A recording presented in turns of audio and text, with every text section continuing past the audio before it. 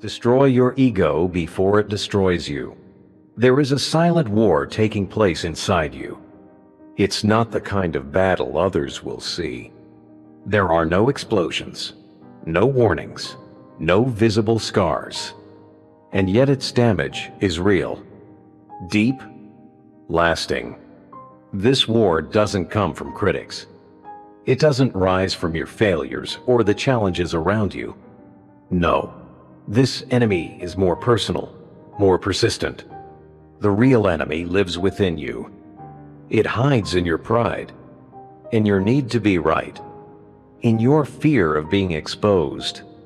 Its name is ego, and unless you learn to recognize it, challenge it, and dismantle it, it will quietly sabotage your growth, your peace, and your ability to live freely. The Stoics warned us about this. Marcus Aurelius, Seneca, Epictetus. They didn't speak of ego as an abstract idea. They called it what it truly is: a shadow, a mask, a false identity we build to protect our insecurities. Ego says, don't admit you're wrong. Don't let them see your flaws. You've already come far enough. You don't need to change. But behind that voice is fear. And fear, left unexamined, becomes arrogance. The truth is, ego isn't strength, it's resistance. It's the part of you that clings to certainty when growth demands vulnerability. It's the armor you wear when what you really need is openness. But here's the good news. You can dismantle it. You can peel back the illusion. You can take back the space ego has occupied and, finally, step into who you truly are. And that journey? It starts not with force, but with honesty. What if the biggest obstacle in your life isn't what you face, but how you protect yourself from seeing clearly? What if the walls you built for safety are the same walls keeping you from peace? And what if the real breakthrough comes not from rising above others, but from lowering the mask you wear for yourself? Let's begin with the first enemy worth confronting, not outside you, but within, the one that whispers, controls, and convinces you to settle: your ego. Chapter 1. The Illusion of the Ego. This isn't just abstract philosophy. It's a blueprint for reclaiming the one thing most people never truly master: their own mind. Because until you confront the ego, you cannot fully access your emotions. You cannot shape your thoughts with clarity. And you cannot move through life with true self-possession. The ego doesn't shout. It whispers. It doesn't attack directly. It seduces. It's the master illusionist, crafting a version of you that is louder, smarter, more deserving, and more invincible than reality ever promised. It says, you've earned more than this. You shouldn't have to apologize. This is someone else's fault. At first, these voices sound like confidence. But in truth, they are the early signs of detachment from self-awareness. The moment you stop questioning your perspective is the moment ego tightens its grip.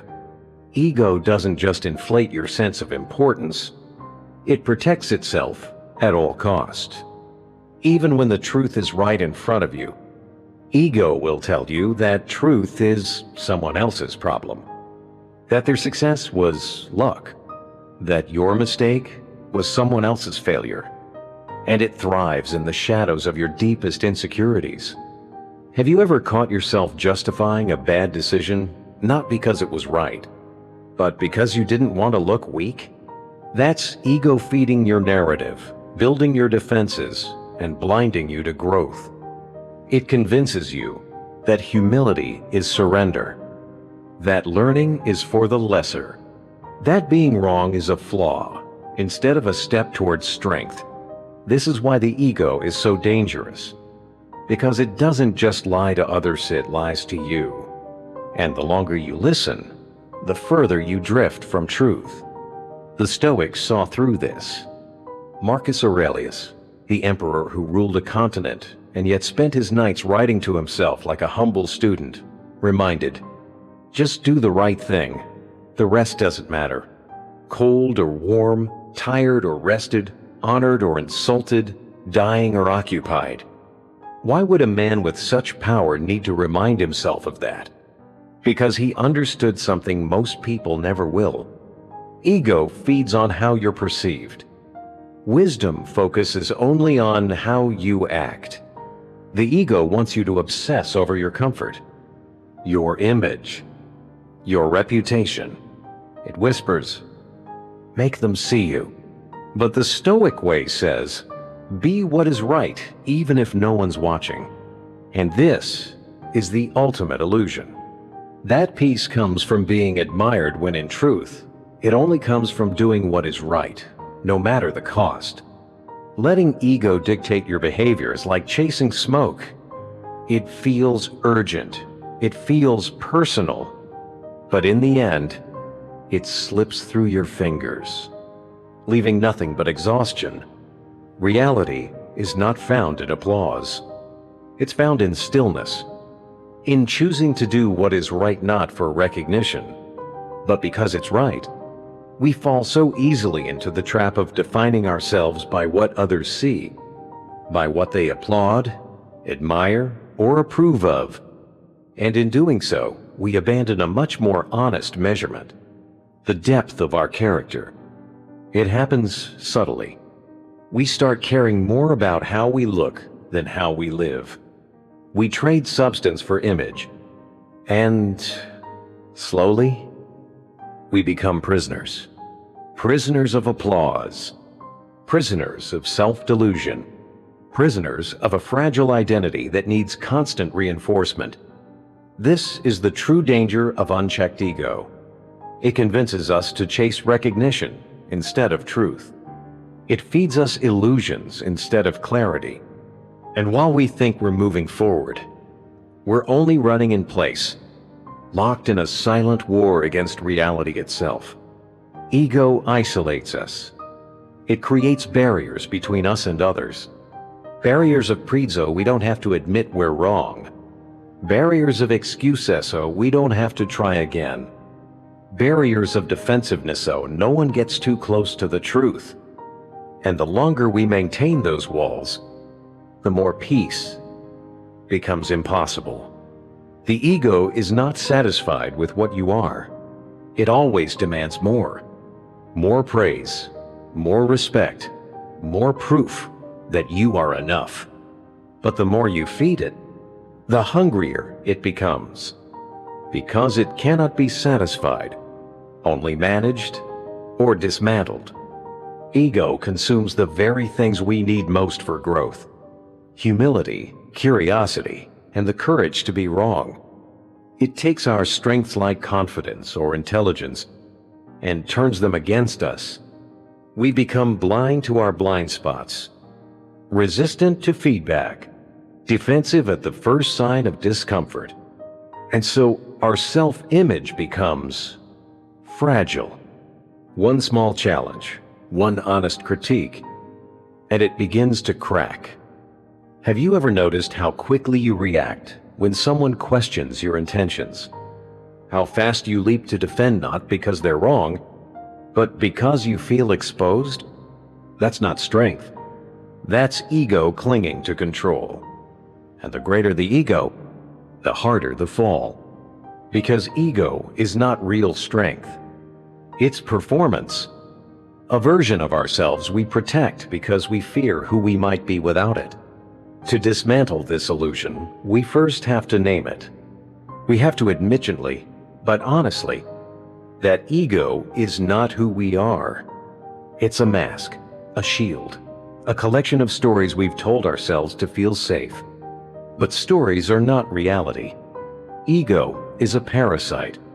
It clouds judgment. It resists truth. It silences the wisdom of others, especially those who've walked the path before us. It says, "I already know. I don't need help. They just don't understand. And so we stop evolving. We stay stuck in a version of ourselves that may feel familiar, but isn't real, and certainly isn't strong. Ego becomes the weight we carry without noticing. Invisible, but heavy. A chain made of pride and perception, keeping us from becoming anything deeper. And we hold on to it, not because it serves us, but because we fear what we'll find when it's gone. Who are we when we stop pretending? That's the question. To find the answer, we must return to something most people avoid: radical self-awareness. Not just introspection, not shallow journaling, but the discipline to look inward with clarity and courage. To ask, am I acting out of pride or out of principle? Am I resisting feedback because it threatens my ego? Am I reacting defensively because the truth touched something unhealed? This kind of reflection isn't comfortable, but it's the beginning of something far more valuable than comfort: freedom. Because when we finally strip away ego, we don't become less. We become real. Humility is not about lowering yourself. It's not self-deprecation. It's not thinking less of who you are. It's thinking more clearly about who you still have the potential to become. It's the willingness to say, I was wrong, not with shame, but with strength. It's the quiet courage to admit when your current perspective no longer serves your growth. To let go of certainty when certainty becomes a prison. To embrace discomfort when truth demands it. Real humility is rooted in truth, even when that truth disrupts the story we've built to protect our pride. It requires us to recognize our limitations, not as defects, but as frontiers we haven't yet explored, and to do so without flinching, without defending, and without needing anyone else's permission. Because the moment we stop needing applause, we begin to hear something else: clarity. The Stoics taught that self-awareness is an act of bravery. Not everyone is willing to see themselves as they truly are. Most prefer the mask, the illusion, the carefully curated identity that fits neatly into the world's expectations. But for those walking the Stoic path, that's not enough. They ask themselves, where am I fooling myself? Which part of my story is protection, and which part is truth? Have I mistaken comfort for clarity? This kind of honesty hurts. That's why most avoid it. But this is where the real transformation begins. When we stop defending and start observing, without judgment, without denial, without the need to justify. Only then can we begin to dismantle the lies that ego tells us. Because ego is not one loud voice. It's a collection of small whispers, little reassurances that say, you already know enough. You don't need to change. You've got it under control. And that's what makes it so dangerous. It doesn't shout, it convinces. It doesn't attack, it seduces.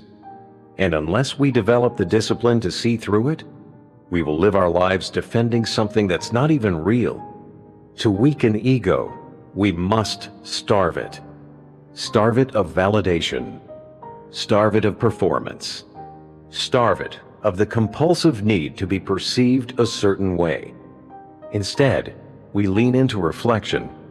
We welcome challenge. We seek out discomfort not as punishment, but as training.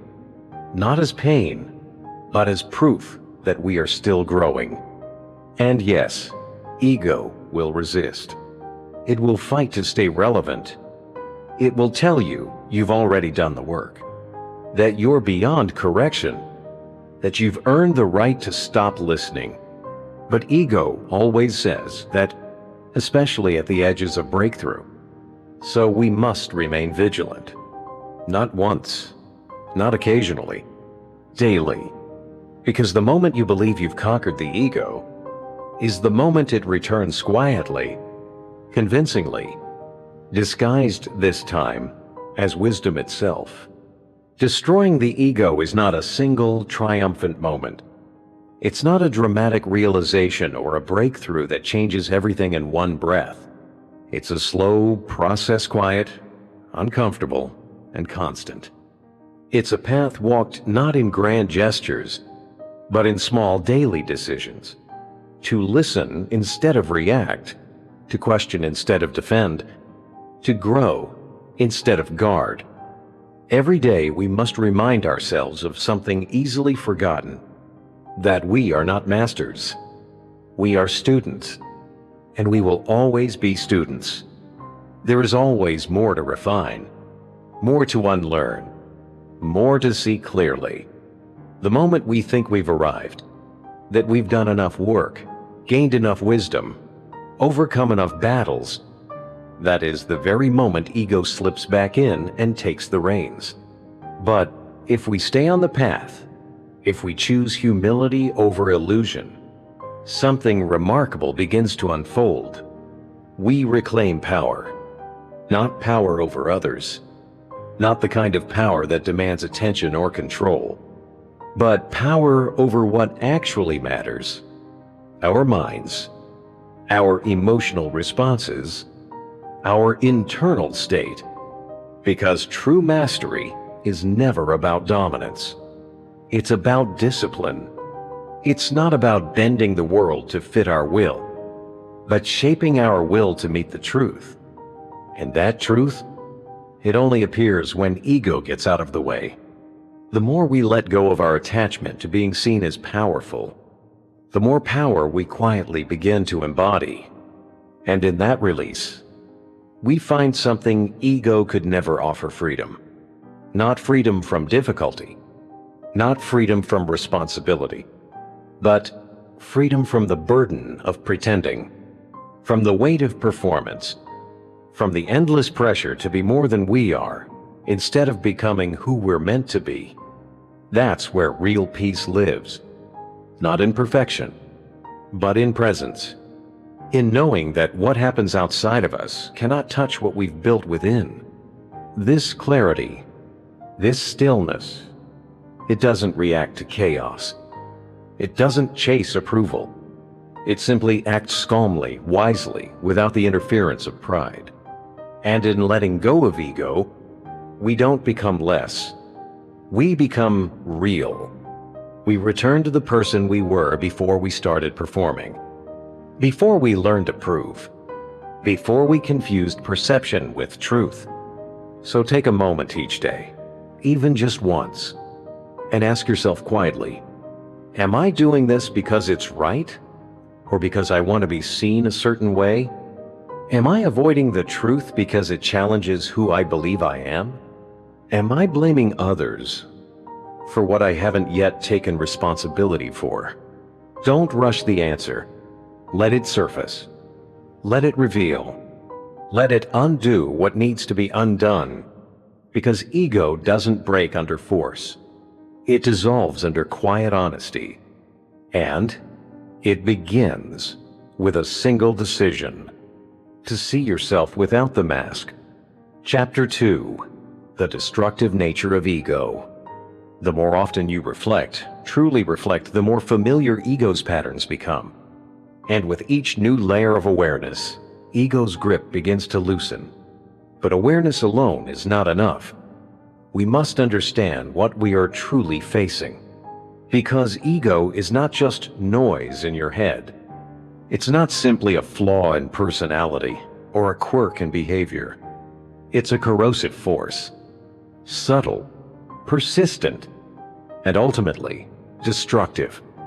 It poisons the way we connect. It infects how we grow. It rewrites our motivations until everything becomes about image, control, and validation. Ego is what makes you feel attacked when someone tries to help you. It's what makes you bitter at another person's success, when you could be learning from them.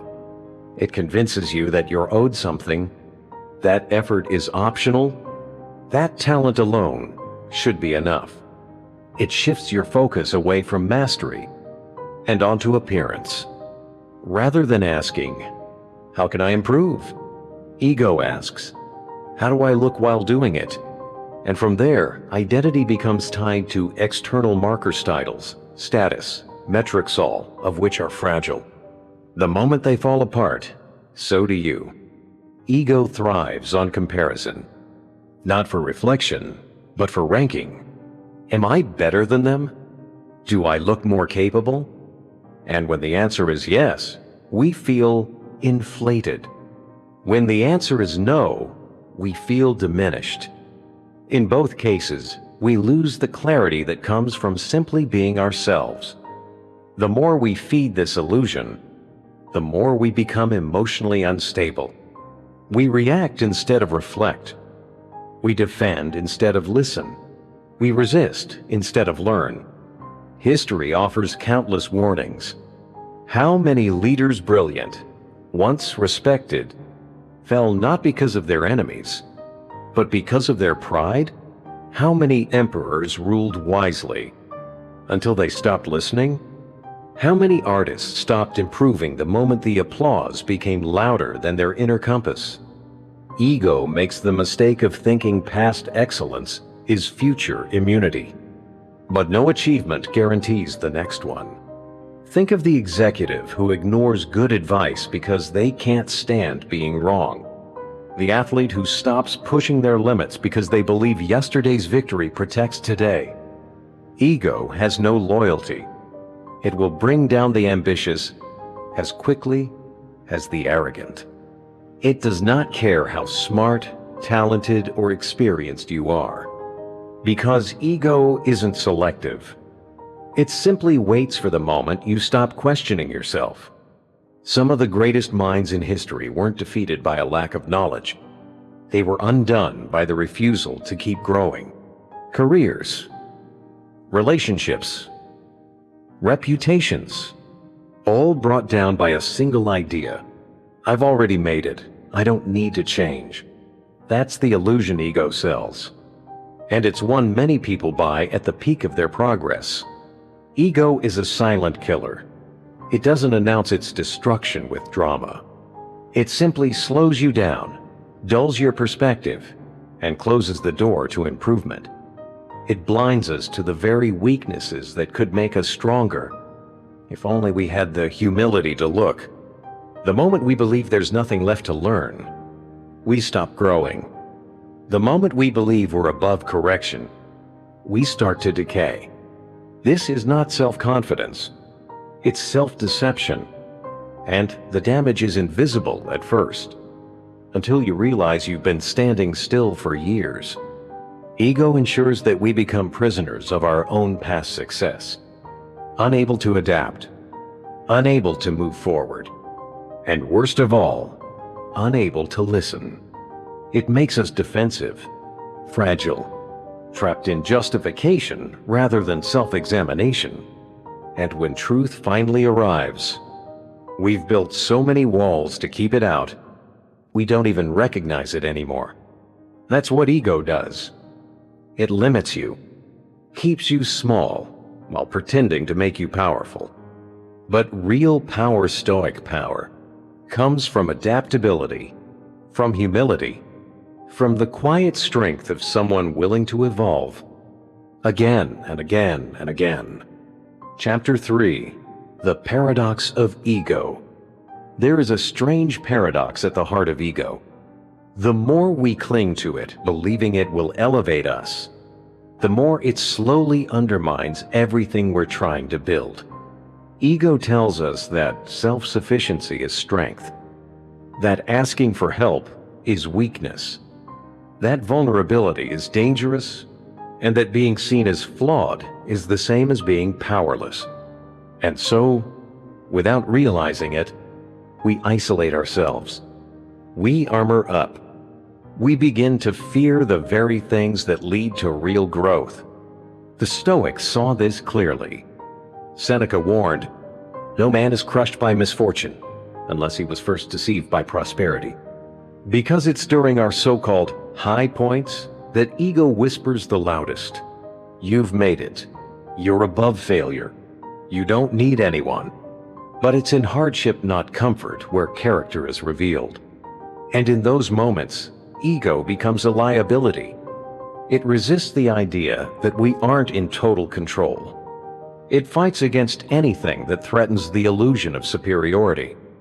And the stronger ego's grip, the more violent the collapse when reality shatters that illusion. This is why, in adversity, we must take ego apart piece by piece. Not with force, but with humility. By reminding ourselves, we are students, not masters. Life is not a destination. It is a constant unfolding. No one ever reaches the summit of wisdom.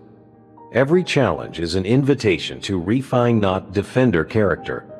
Ego makes us rigid, fixed, unable to adapt when life inevitably changes. But the person who lives free from ego, they bend, they absorb, they grow. A mind unburdened by ego is a mind that sees clearly, that acts with purpose instead of panic, that listens before reacting. But ego will not give up easily. It will whisper, "You're losing your edge.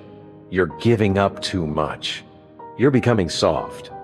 It will tempt you with the fantasy of superiority, offering validation instead of growth. This is why we must stay vigilant. Ego doesn't attack head-on. It creeps back in through the cracks. When you're praised, when you're winning, when things are easy. And so, the work is never finished. There is no final moment when ego is gone forever. There is only practice daily, quiet, patient. The more we practice, the more natural it becomes to live without its weight on our shoulders. And in that space, we discover there's another way to live.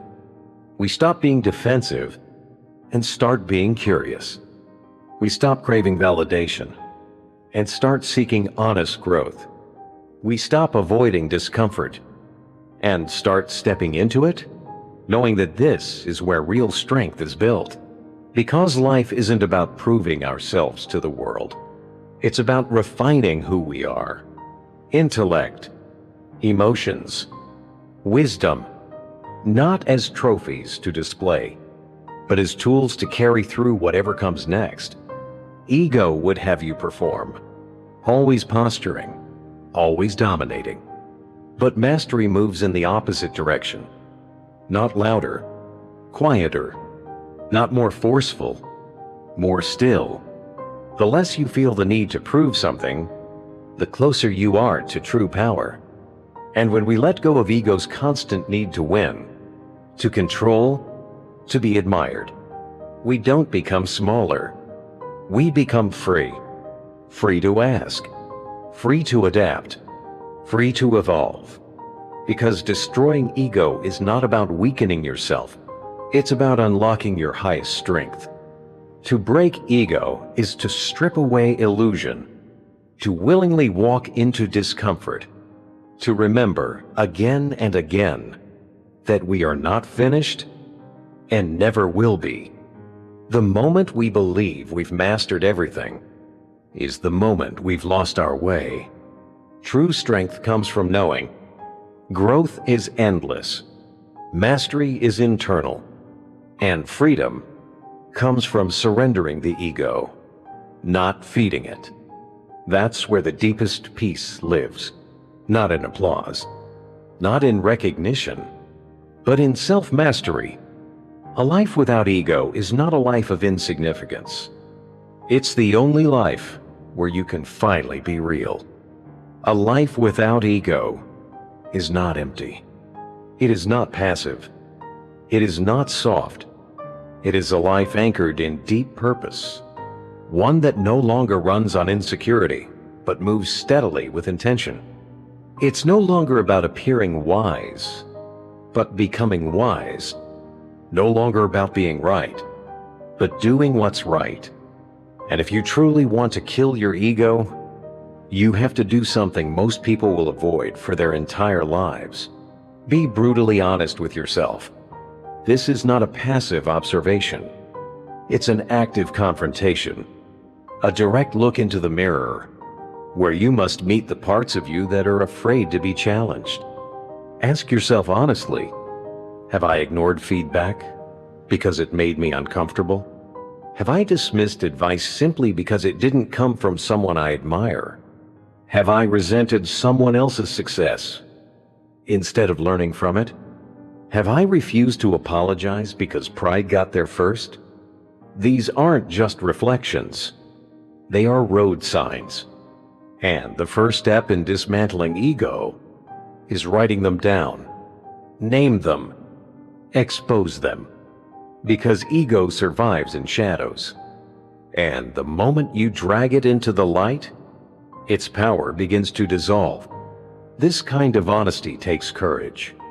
Not the kind the world celebrates, but the quiet kind, the relentless kind, the kind you practice when no one's watching. And once you've seen the pattern, commit to change. Don't just seek feedback from those who affirm you. Seek it from those who challenge you, who tell you what you don't want to hear. Accept critique not as a wound, but as a tool, a sharp one. And precisely because it cuts, it shapes. Every piece of honest feedback, every sting of uncomfortable truth, every hard moment of self-awareness, these are chisels. They carve away pride and leave behind presence.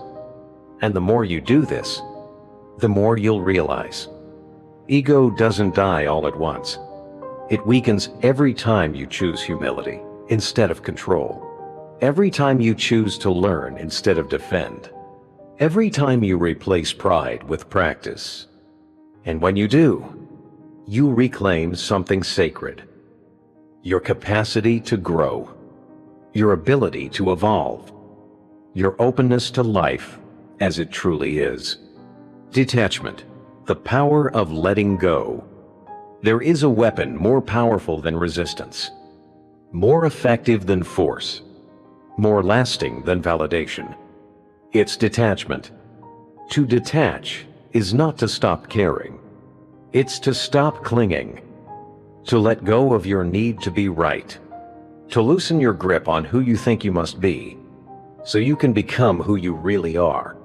The ego is terrified of this, because ego survives by keeping you tied to outcomes, tied to identity, tied to how things look instead of how things are. But when you detach from that performance, when you let go of needing approval, agreement, and control, something remarkable happens. You become free. Detachment, the power of letting go. The Stoics didn't just speak of detachment in theory, they lived it daily. They reminded themselves that their thoughts were not their identity. Their emotions were not commands. Their reactions were not truth. They didn't suppress how they felt. They simply refused to be ruled by it. Instead of letting emotions dictate their behavior, they watched them. They questioned them. They created distance between what they felt and how they chose to respond. Because they knew feelings rise and fall like waves, but wisdom stays still. And when we let emotions take the wheel, we hand over control to something fleeting, something external, something we cannot trust to guide us toward what truly matters. Epictetus once wrote, "It's not things that upset us, it's our judgment about things." That single sentence reveals a lifetime of insight. It means that most suffering isn't caused by reality, but by the meaning we assign to it, by the story we tell ourselves. The ego resists this. It thrives on attachment, to opinion, to control, to being right. It ties your worth to status. It convinces you that changing your mind is a sign of weakness, and that losing admiration means losing identity. But detachment severs those ties. not by disconnecting from life, but by seeing it more clearly. Detachment does not mean denying emotion. It means creating space between feeling and action, so that you can respond with integrity rather than impulsiveness. It's the pause between the insult and your reply, the breath between disappointment and your next decision. Just like a sailor watches the winds without being blown off course, you learn to observe your emotions without being swept away by them. This isn't apathy. This is clarity. Detachment says, yes, I feel this, but I will choose how I respond. You remain engaged with the world, but no longer enslaved by it. You show up to life fully, but free from the turbulence that comes from chasing approval or avoiding discomfort. A Stoic doesn't run from emotion. They learn to read it. They don't reject feedback. They use it. They don't suppress failure. They study it, because emotion is a signal, not a command. And once you realize that, you become untouchable in a way few ever experience. You can hear criticism without shrinking. You can experience failure without crumbling. You can succeed without becoming arrogant. Detachment gives you the rare ability to walk through fire without being burned, because you're not made of the things the fire consumes. You're no longer chasing the highs or running from the lows. You're steady, unshaken, not because you don't feel, but because you've trained yourself to feel without losing yourself. And that's true freedom. You don't ignore life's storms. You simply don't let them steer your ship. You recognize that joy and sorrow, praise and criticism, gain and loss, they all come and go. So you stop clinging, and in doing so, you stop suffering. A Stoic doesn't define themselves by admiration or recognition, not by wealth, not by title, not by followers or applause. They measure their worth by one thing alone: their ability to remain aligned with their principles, no matter what the world throws at them. They see setbacks not as failures, but as part of the path. They greet success with humility, because they know it's not permanent. And this is where true self-mastery begins. When your inner state is no longer hostage to outer conditions. Detachment isn't escape. It's liberation. The freedom to live with purpose, to decide with clarity, and to move through life not from impulse, but from intention. This discipline leads to something rare, a quiet peace, one that can't be bought, broken, or borrowed. A life led not by ego, but by unshakable self-respect. Detachment isn't just a philosophical ideal. It's a mental posture, a way of living, a mindset that transforms setbacks into stepping stones and hardships into invitations for growth. It's the steady hand that turns chaos into clarity. And it begins in the smallest of moments. The next time you feel anger, or frustration, or jealousy, or fear, don't run, don't fight. Just pause, observe it, and gently remind yourself, this is just an emotion. It is not me. It will pass. That one thought, that small internal breath, creates a space, a gap between the emotion and your identity. And in that gap, you regain control. You return to yourself, to the version of you that is not impulsive, not reactive, not ruled by the wave of the moment. That small pause becomes the gateway to mastery, not because the emotion disappears, but because you are no longer enslaved by it. You can witness anger without lashing out. You can notice fear without retreating. You can feel uncertainty without being defined by it. With time, that pause grows stronger. That gap gets wider. And soon, it becomes your power. The power to act with reason instead of emotion. The power to respond with intention rather than instinct. The power to choose stillness, even when the world is moving fast. This is the birthplace of self-mastery. The space where impulse ends and clarity begins. And the more you practice creating that space, the less your emotions control you, and the more your choices define you, you begin living a life guided by timeless principles, not passing moods, by thoughtful decisions, not fleeting urges.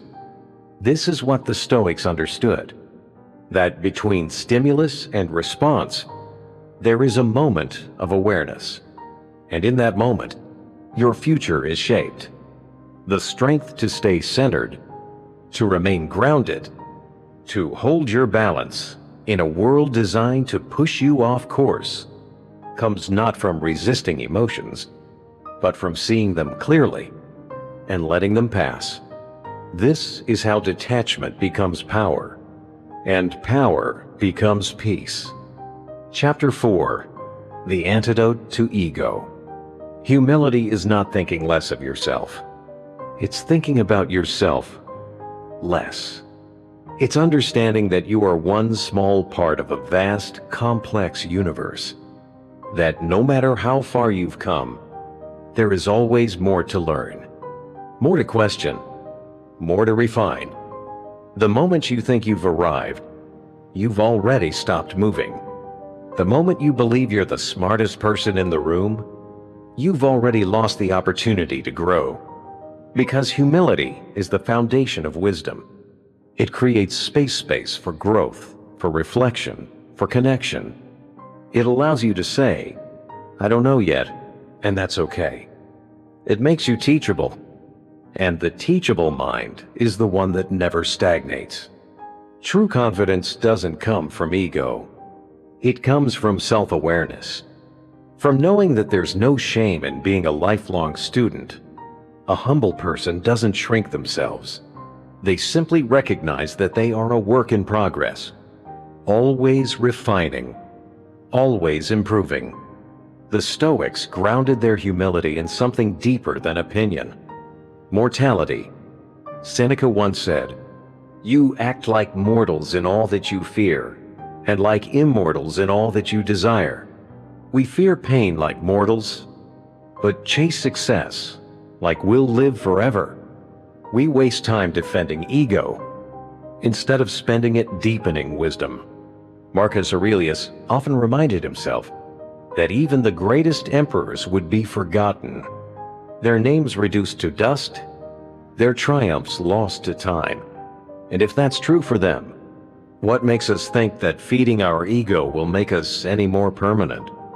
The truth is, life is fleeting, and that fact should humble us.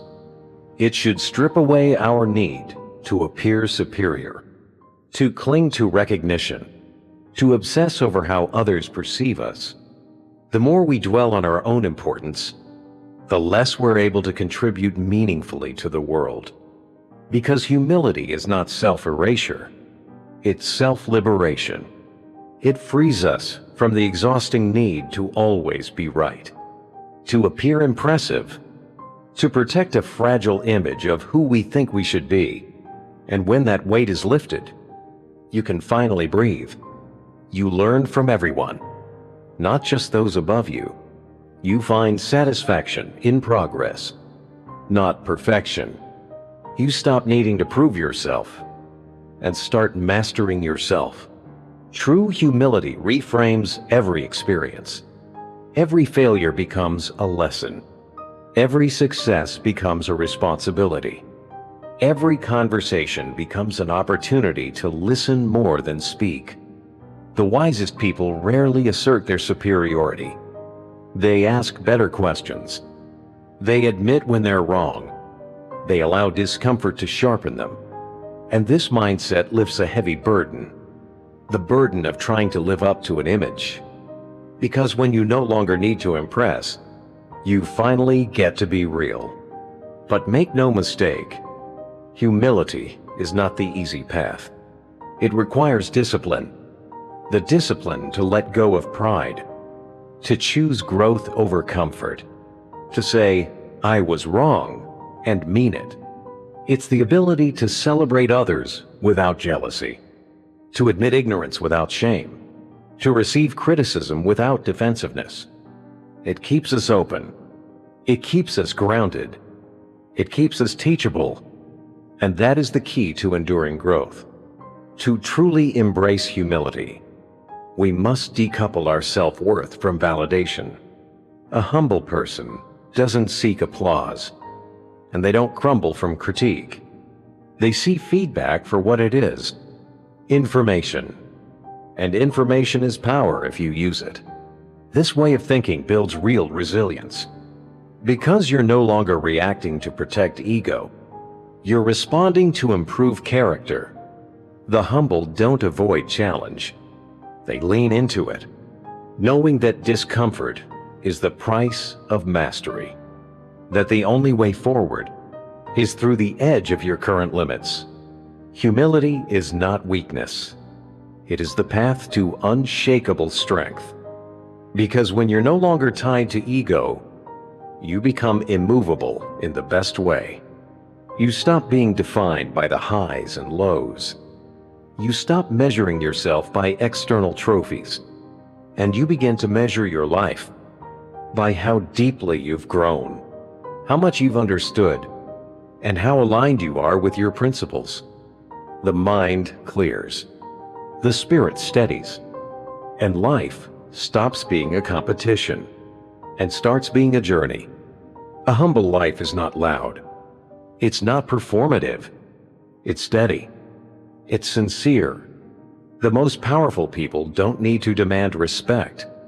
They earn it through presence, not posture. Through listening, not lecturing. Through stillness, not shouting. True mastery begins where the ego ends. And in that quiet space, you find something far deeper than power. You find wisdom. You find peace. You find clarity of purpose. This is the root of real leadership. Not control, but compassion. Not dominance, but direction.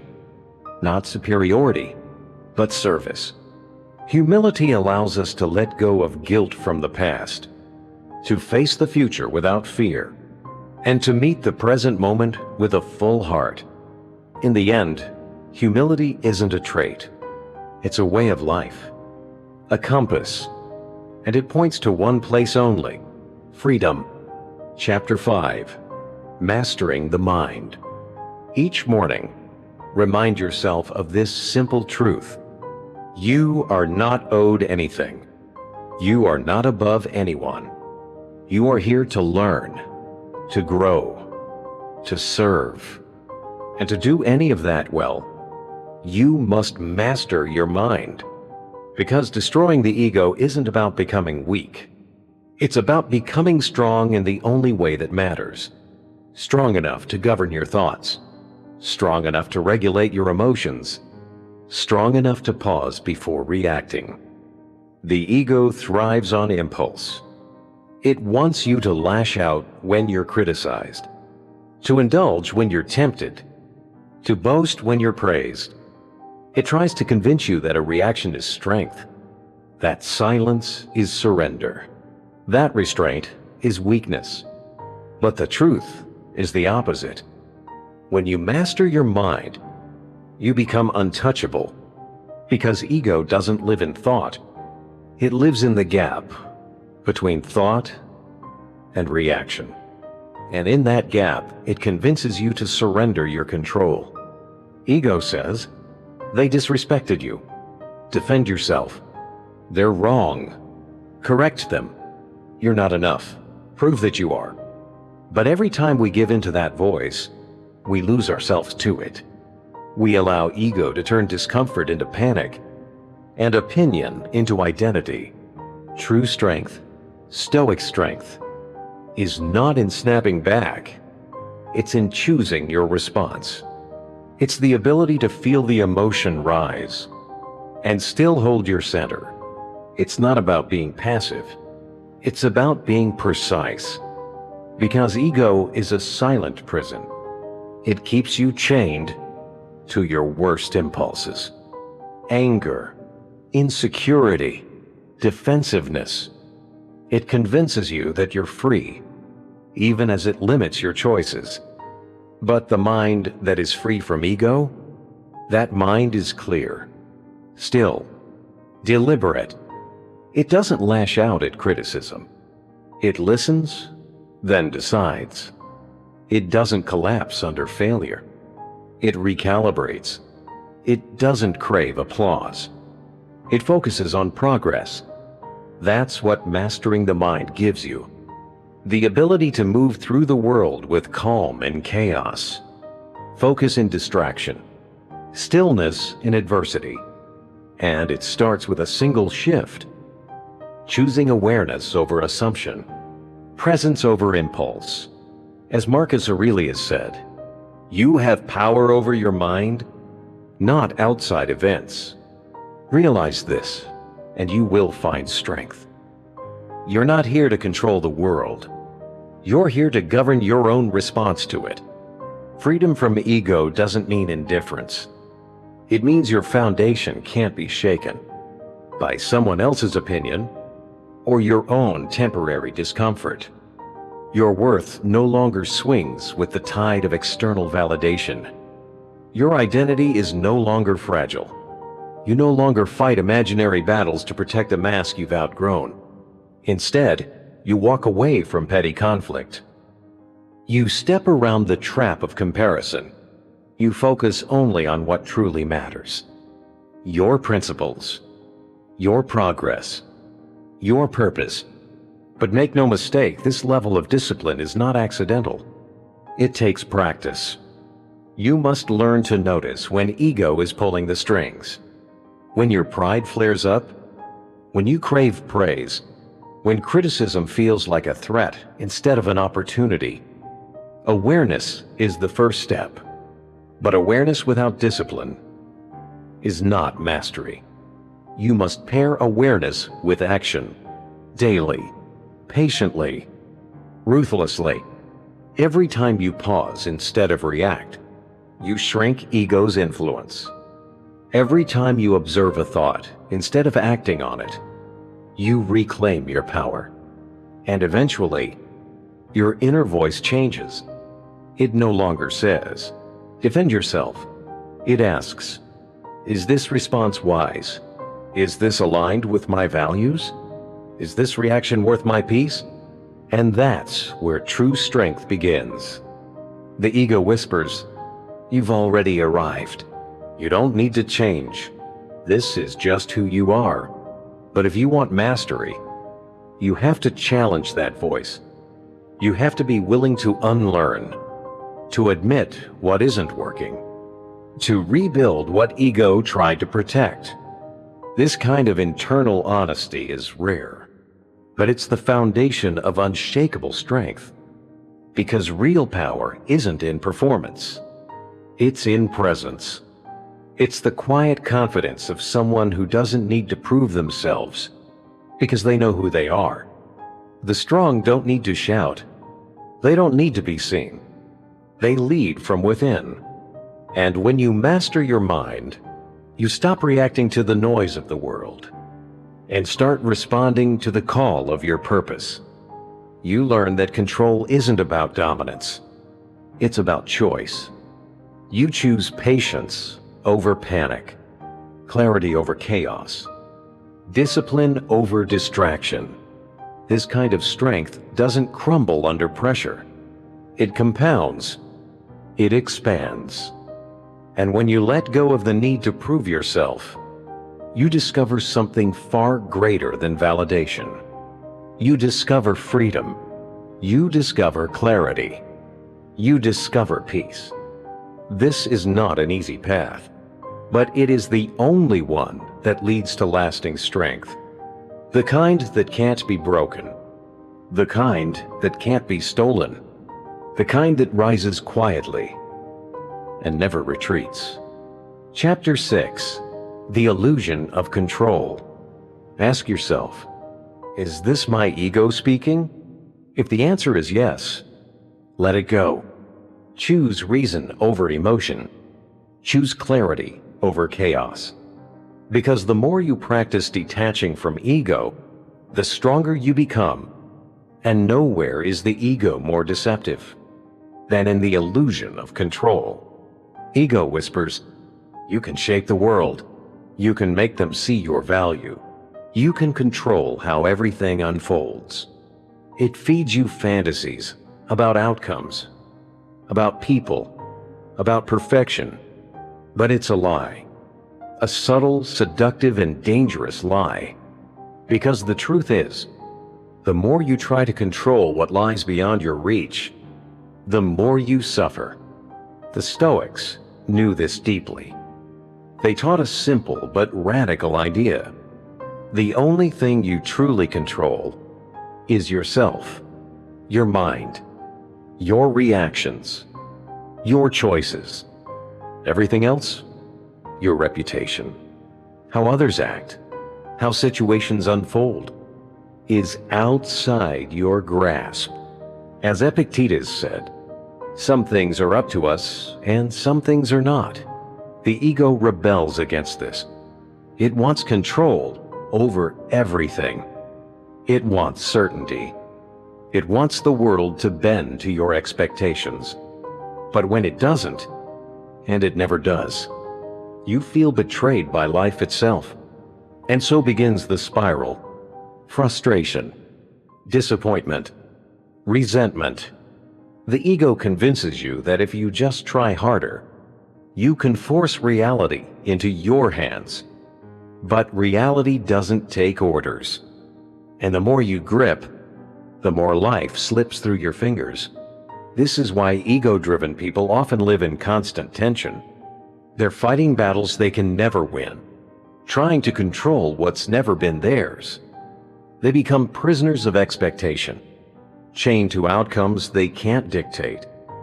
But there is another path, one that begins the moment you surrender that illusion. The moment you accept this truth, you don't control the external, but you do control the internal. And that is where true power lives. Mastery begins when you stop trying to control the world and start taking full responsibility for your own mind. Instead of manipulating others, you govern your own thoughts. Instead of forcing outcomes, you align with your principles.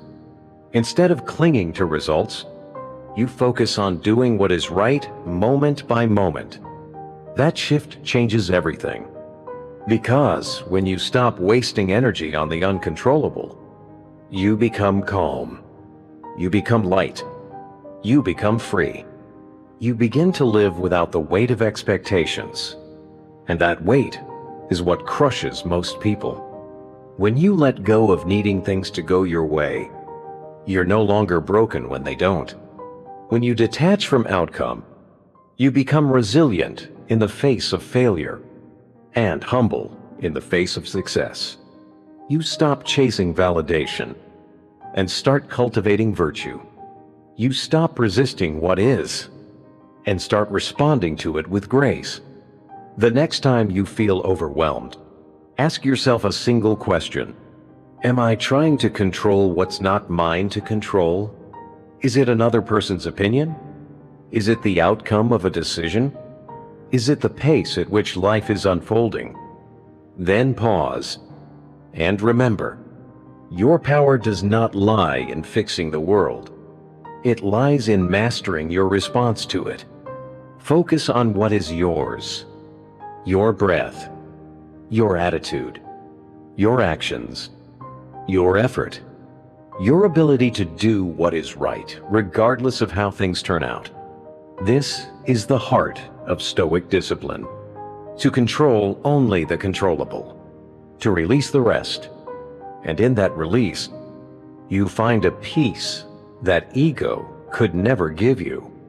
Because peace doesn't come from controlling everything. It comes from no longer needing to. Chapter 7. Replacing arrogance with curiosity. The ego thrives in certainty. It feeds on the idea that you already know enough, that there's nothing left to learn, that your perspective is complete and challengeable. But certainty is a trap, because the moment you stop questioning, you stop growing. And a mind that's convinced of its own superiority, it doesn't expand. It doesn't evolve. It calcifies. It becomes rigid, closed, fragile. That's why arrogance is so dangerous. It doesn't just make you unpleasant, it makes you stagnant. The Stoics understood this. They knew that true wisdom isn't about collecting knowledge. It's about remaining open. They taught us to approach life as a student, not a master. To replace arrogance with curiosity. Socrates once said, "I know that I know nothing." This wasn't self-deprecation. It was clarity. It was humility, sharpened into strength. He understood that the more you learn, the more you realize how much remains unknown. And that admission, that willingness to say, "I might be wrong," is what keeps you growing. Because a curious mind doesn't fear being wrong. It expects it. It welcomes it. It knows that truth lives just beyond your current assumptions. And it's willing to go there. Arrogance says, "I already know." Curiosity asks, "What am I missing? What else could this mean? How might I be wrong?" And that shift, from declaring to discovering, is the beginning of mastery. If you want to destroy your ego, start asking better questions. Ask yourself, am I listening to learn, or just waiting for my turn to speak? Am I seeking truth or validation? Am I curious enough to challenge my own beliefs? Because the most dangerous lies are not the ones we hear. They're the ones we tell ourselves. The person who clings to their current knowledge stays locked inside it, but the one who questions opens doors. The greatest thinkers in history weren't those who clung to certainty. They were the ones who dared to ask, what if there's more to this? Curiosity is the engine of innovation, of resilience, of wisdom. It makes the mind adaptable, fluid, alive. It removes the fear of not knowing because it sees not knowing as a starting point, not a flaw. A curious person doesn't crumble when proven wrong. They adjust. They don't defend an identity. They evolve it. They don't perform intelligence. They pursue it. Curiosity allows us to see failure not as a threat, but as feedback, as information, as instruction. While ego wants to protect the image of success, curiosity wants to build the substance of it. That's why curiosity is the antidote to arrogance, because it replaces defensiveness with openness. It replaces rigidity with flexibility. It replaces the illusion of perfection with the pursuit of progress. And when you embrace it, you become almost impossible to defeat. Why? Because failure no longer breaks you. It teaches you.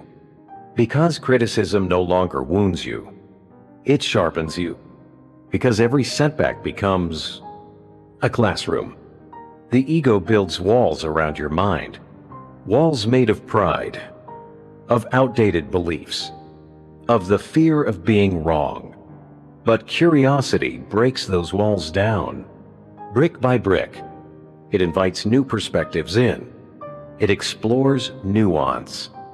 It turns disagreement into discovery. A curious mind doesn't hide from discomfort. It leans in. It understands that discomfort is the territory where growth lives. So ask yourself often, could I be wrong about this? What haven't I considered yet? Who sees this differently? and what can I learn from them? Find people who challenge you, not just those who agree with you. Read ideas that stretch your thinking. Sit with concepts that unsettle you, not to be contrarian, but to grow. Because those who seek truth over comfort, who pursue learning over pride, will always outpace those who are merely trying to look smart. And perhaps the most beautiful truth of all, you will never arrive. There will never be a day where you've figured it all out. And that's not discouraging. That's liberating. It means the journey never ends. It means every single day is an invitation to go deeper, to question, to listen, to refine. The journey of mastery is paved not with certainty, but with curiosity. So stay open, stay hungry, stay humble, and remind yourself, the more I learn, the more I realize how much I don't know. And in that realization, the ego begins to dissolve. Chapter 8, The Power of Stillness. Listen to understand, not to respond. Approach every moment, not as a performance, but as a classroom. Because every experience, every pause, holds within it the chance to learn something deeper. And one of the greatest teachers of all is stillness. A mind ruled by ego is never quiet. It's always moving, always scanning, always chasing the next thing. It craves validation, seeks attention, runs from silence. Why? Because silence reveals too much. Stillness strips away the distractions. It forces you to confront the thoughts you avoid, the truths you silence, the illusions you cling to. That's why the ego hates stillness. It thrives on motion, on busyness, on the illusion that doing more means becoming more. But the Stoics knew better. They saw stillness not as weakness, but as strength. Because only in stillness can we see clearly. Only in silence can we hear the voice beneath the noise, the one that tells us the truth about ourselves. Marcus Aurelius wrote, "Nowhere can man find a quieter or more untroubled retreat than in his own soul." That is the Stoic path. Not to escape the world, but to anchor deeply within yourself, so that no storm can move you. Stillness is not about inactivity. It's about presence.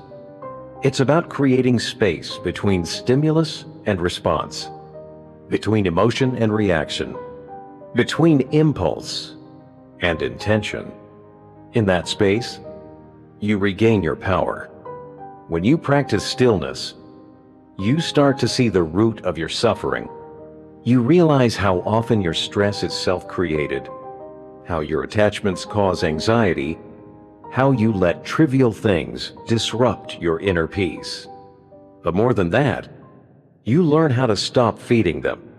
Stillness gives you the ability to observe without judgment, to detach from thought, to sit with discomfort without needing to escape it. And that is where transformation begins. Because the modern world is loud, it's frantic, it praises the hustle, the grind, the noise. But wisdom is found in stillness. When your mind stops running, you start seeing. When your emotions stop flooding, you start feeling what matters. Stillness is a rebellion against ego, against chaos, against the conditioning that says motion equals progress. The truth is, a mind that is constantly moving is rarely in control, but a mind that is still is unshakable. It cannot be manipulated by fear. It cannot be distracted by temptation. It cannot be thrown off course by insult or praise. Stillness is the foundation of self-mastery. And just like a blade is sharpened in silence, so too is the mind. The deeper you go into stillness, the clearer your thinking becomes. The less you need to prove. The more you begin to understand, not just the world, but yourself. Because in the absence of distraction, you meet your real thoughts, your real motivations, your real self. Set aside time each day for that meeting. No phone, no noise, no urgency, just you and your breath, just awareness and intention. Ask yourself, what am I avoiding by staying busy? What fear am I hiding behind productivity? What part of me needs to be quiet, to be understood? You don't need a mountain. You don't need a monastery. You just need a moment, a space of intentional stillness. Because clarity is not found in more information, it's found in less noise. And when you can be still, you can be free. Free from the ego's demands. Free from emotional hijacking. Free from the endless chase for something outside of you. The person who has mastered stillness has mastered themselves. They speak with precision. They act with purpose. They move slowly, but strike with power. They don't react to the world. They respond to it. Stillness builds that kind of person. And in a world that never stops moving, a still mind is revolutionary. Chapter 9. Embracing discomfort. When a strong emotion rises, pause. Breathe. Observe it before responding. That moment of reflection, that single breath, can be the difference between reactivity and mastery. Make this a habit, a daily ritual. Ask yourself, what did I learn today? Where did my ego try to take the wheel? Because if you don't reflect, you don't grow. And if you don't grow, your ego will rule by default. And nothing feeds ego more than comfort. Ego wants ease, familiarity, predictability. It whispers, stay where it's safe. Don't risk failure. Avoid pain. But what the ego calls protection is actually imprisonment. Because true growth only happens outside of comfort. It lives in the friction, in the stretch, in the challenge. Every transformation, physical, emotional, spiritual, demands discomfort. Why? Because growth is by nature disruptive. It requires that you leave behind who you were in order to become who you can be. The Stoics didn't just understand this. They trained for it. Seneca would sleep on the floor, not out of self-punishment, but to remind himself that luxury is not necessary for peace. Marcus Aurelius began each day reminding himself that difficulty was not the enemy, but the training ground for virtue. Epictetus, born a slave, faced unimaginable hardship, yet developed an unshakable mind because he chose to see suffering as a teacher. They practiced voluntary discomfort, not for glory, not for pride, but to build resilience. They knew the more you train yourself in discomfort, the less power adversity has over you. And yet today, we chase comfort like a drug. We avoid difficult conversations. We numb ourselves with distraction.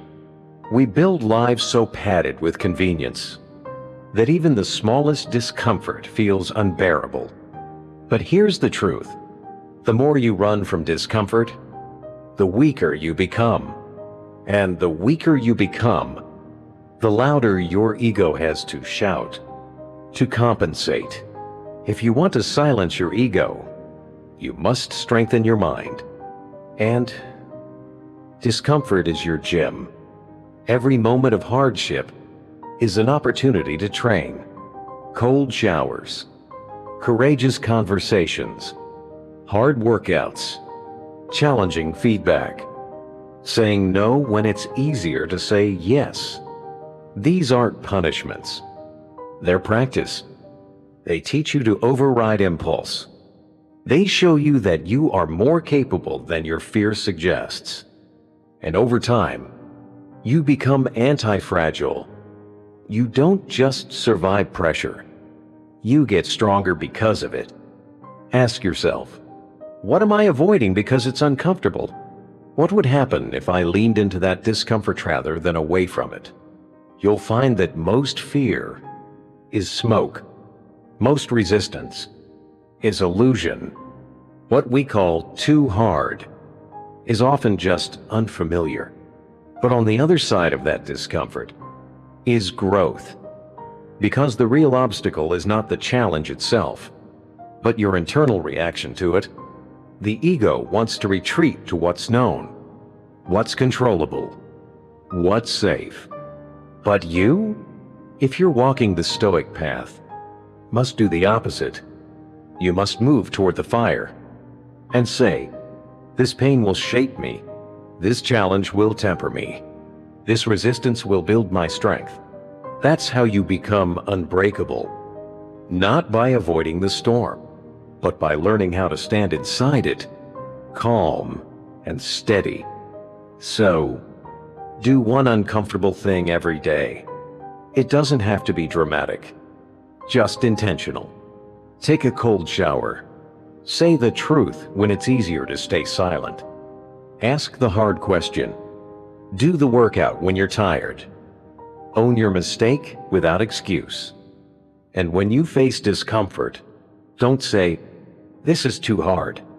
Say instead, this is my training. Ask, what part of me is being forged right now? Because every moment you lean in, your ego weakens and your discipline deepens.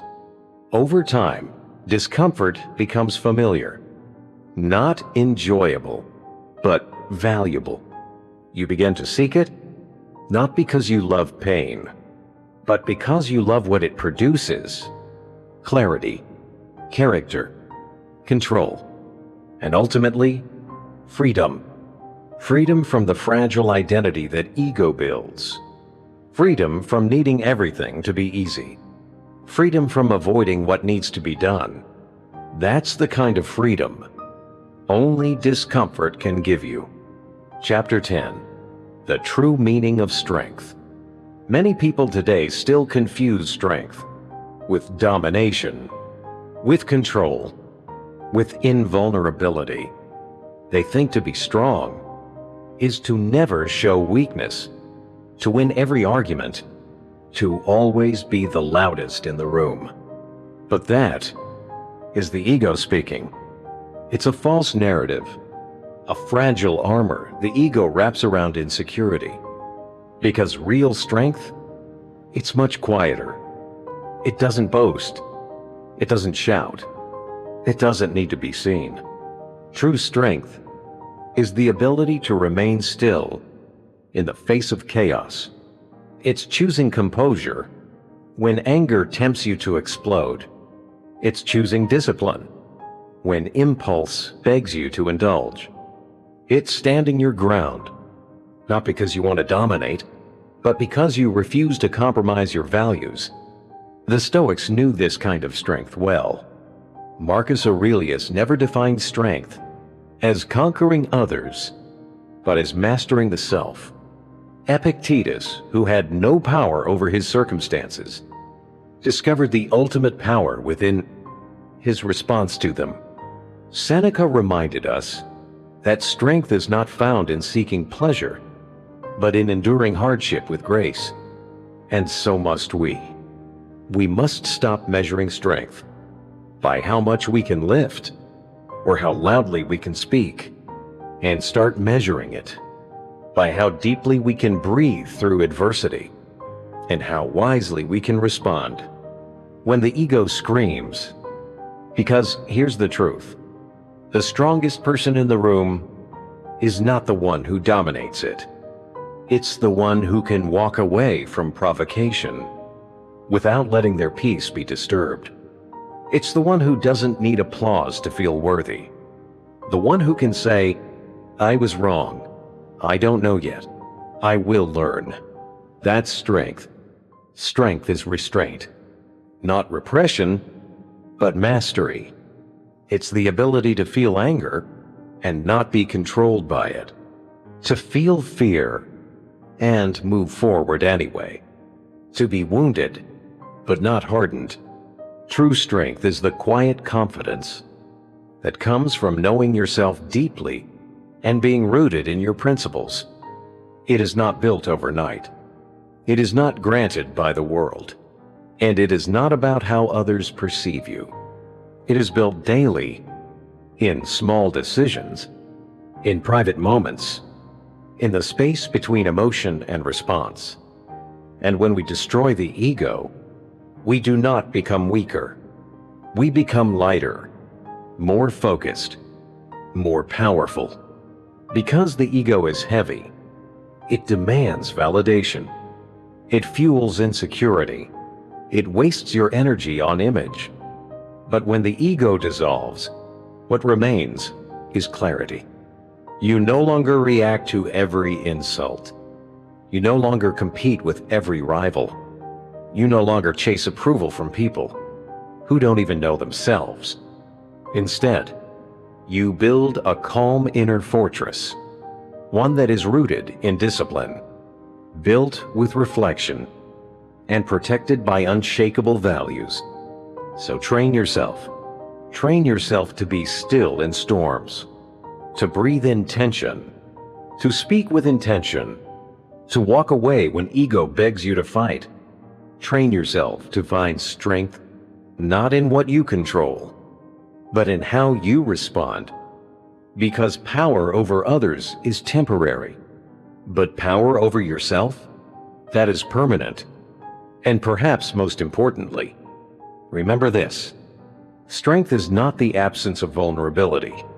It's the courage to embrace it, to admit your flaws, to face your fears, to grow anyway, to rise again when life knocks you down, to choose humility when pride would be easier, to keep walking forward even when no one is watching. That is strength. And like the Stoics, you can cultivate it, one moment at a time, one breath at a time, one decision at a time. Because destroying the ego is not a one-time act. It's a lifelong discipline, a choice we must make daily, to choose courage over comfort, reflection over reaction, virtue over validation. And if you do, you won't just master your emotions. You won't just master your mind. You'll master your life. And in that quiet, steady mastery, you'll find the kind of strength the world cannot take from you. The greatest power you will ever attain is not control over others, but control over yourself. And that power is available to you right now. The only question is, will you take it? Will you choose reflection over reaction? Discipline over ego? Growth over comfort? If this message spoke to you, don't just listen, live it. Let it guide how you think. Let it reshape how you act. And if you're ready to walk this path, this Stoic path, together with us, then subscribe to Live Stoic now. Reflect with us. Grow with us. Become unshakable. Thank you for being here. Until next time, stay grounded, stay wise, and keep mastering the only thing that truly matters: yourself.